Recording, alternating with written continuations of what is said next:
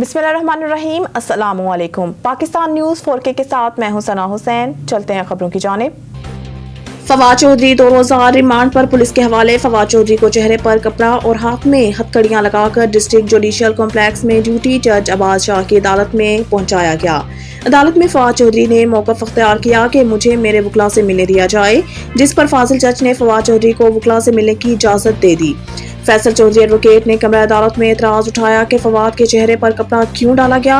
दौरान समाअत पुलिस ने अदालत से फवाद चौधरी का 5 रोज़ का जिस्मानी रिमांड देने की इस्तदा की।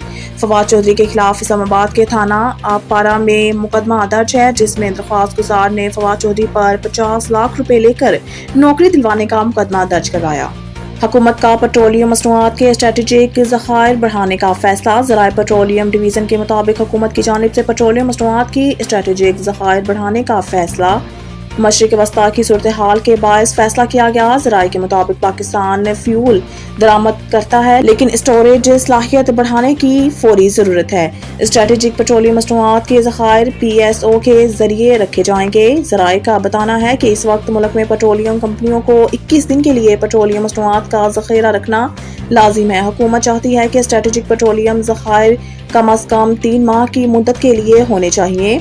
ज़राए पेट्रोलियम डिवीज़न का कहना है कि हतमी ज़खायर और मुद्दत का तयन सिर्फ मुल्की ज़रूरियात का बगौर जायज़ा लेने के बाद लगाया जा सकता है, जिसके लिए हुकूमत ने फ्रेमवर्क तैयार करने का फैसला किया है। कांगो वायरस में मुब्तला सिविल अस्पताल कोयटा का एक डॉक्टर इंतकाल कर गया। 4 डॉक्टर्स कराची में ज़ेरे इलाज।